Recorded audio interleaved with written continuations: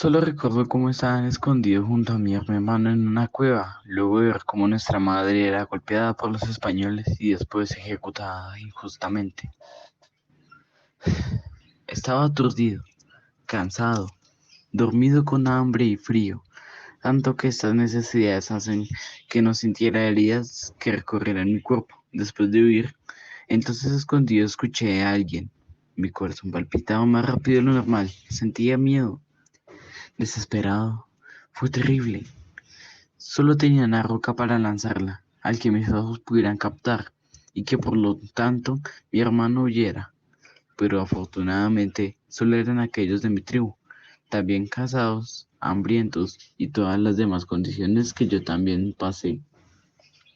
Fui corriendo hacia ellos llorando por la pérdida de mi madre, pero al menos ya estaba más calmado y a salvo, aunque solo era una falsa ilusión, ya que nunca estaría a salvo realmente. Habían demasiados peligros para afirmar eso, pero es mejor estar acompañado que solo. Tan solo era un niño, tampoco podía hacer mucho si los españoles venían por mí. A lo lejos, nuestro protagonista Luriel fue corriendo lo más rápido posible a refugiarse junto a su comunidad.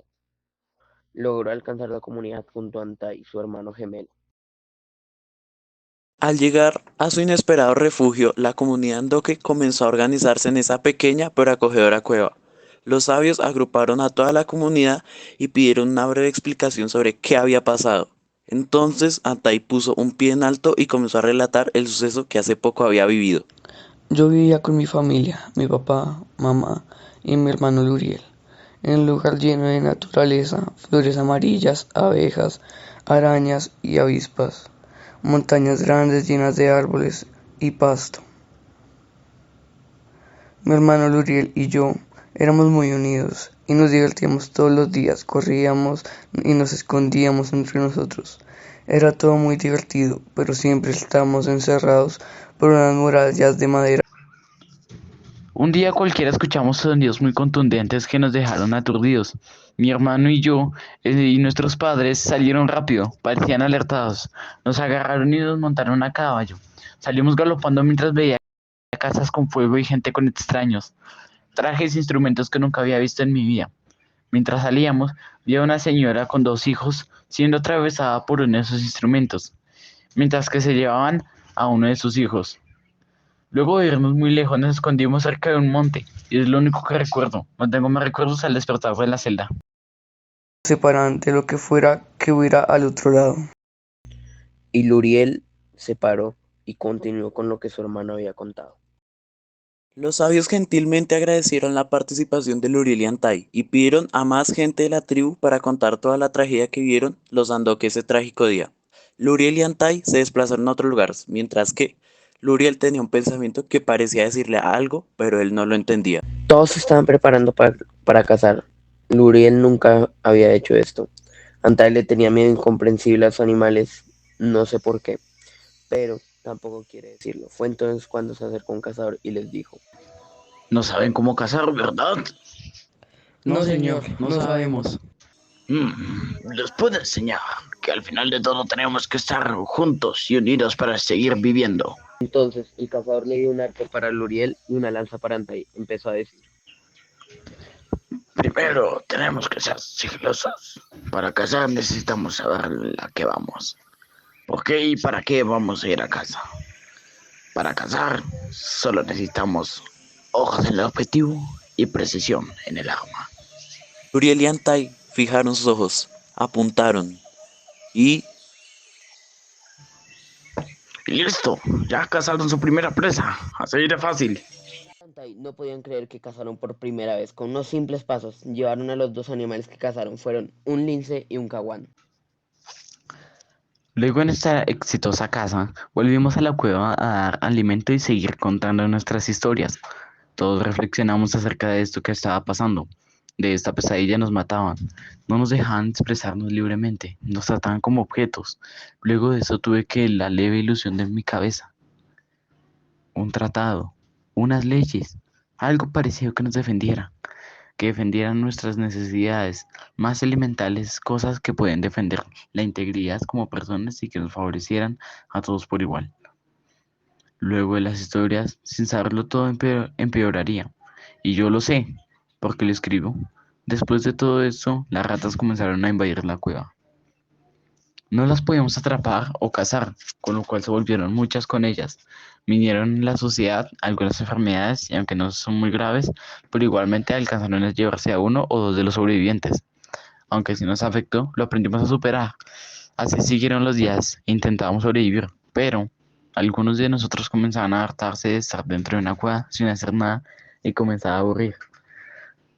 Comencé a ver como un comportamiento sospechoso de parte de ellos. Luego de unos días se encontró una persona muerta de una de las personas que se querían quedar así, que como sospechaban había unas personas que harían lo que fuera por salir para siempre. Aunque para mí no era seguro ni estaba bien, sus palabras me estaban comenzando a convencer, pero los ideales del sabio seguían siendo lo primordial. Pero ahora yo vivía con el miedo de que me hicieran lo mismo. Eso me tenía todo el tiempo alerta, aunque eso era normal desde la llegada de ellos. que nos Luego de nuestra exitosa casa volvimos a la cueva del alimento y seguir contando nuestras historias. Todos reflexionamos acerca de lo que estaba pasando, de esta pesadilla nos mataban. No nos dejaban expresarnos libremente, nos trataban como objetos y luego de eso nos tuve una leve ilusión en mi cabeza.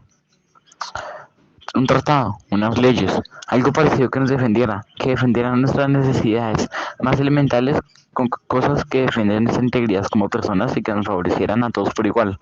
Luego las historias sin saberlo todo empeoraría. Y yo lo sé porque escribo esto después de todo esto. Las ratas comenzaron a invadir la cueva. No las podíamos atrapar o cazar, con lo cual se volvieron muchas con ellas. Vinieron a la sociedad algunas enfermedades y que, aunque no eran muy graves, de todas formas alcanzó a llevarse a uno o dos de los sobrevivientes. Aún así nos afectó, pudimos superarlo y los días se iban pasando, intentábamos sobrevivir. Pero algunos de nosotros comentaban hartarse de estar dentro de una cueva sin hacer nada. Se comenzaban a aburrir. Comencé a ver comportamientos sospechosos de parte de ellos. Luego de unos días se encontró con una persona muerta en las que las personas que se querían quedar. Así como sospechaban, había unas personas que harían lo que fuera para salir para siempre.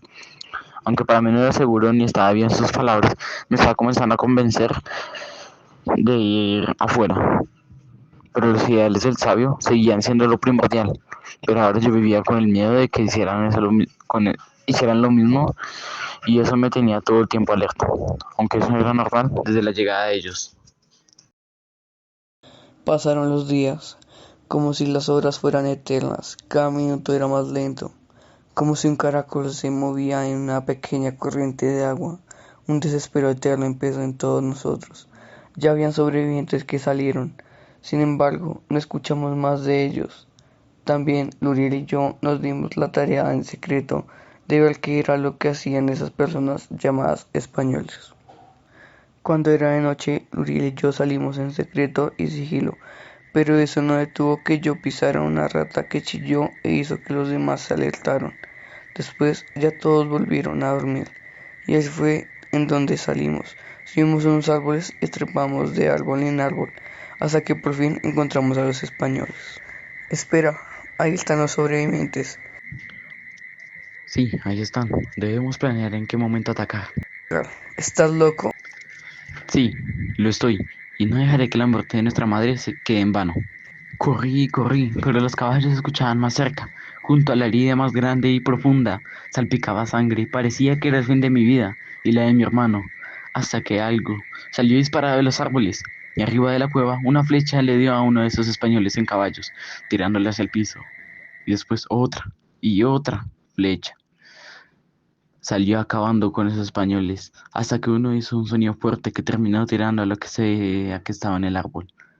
Cuando todo esto sucedió, Anta y yo estábamos ya en la cueva viéndolo todo, y de cómo lo que había caído del árbol era el cazador que antes de morir dijo: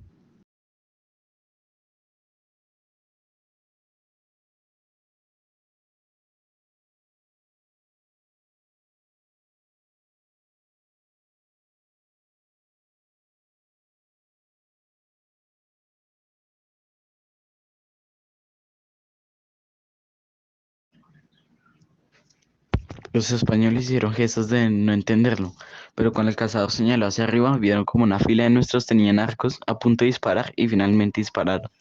Todos los españoles de ahí cayeron como piedras en un barranco. Eventualmente todos los españoles corrieron a sus bases y empacaron todo, dejando a nuestra tribu en paz. Hijo de carajo.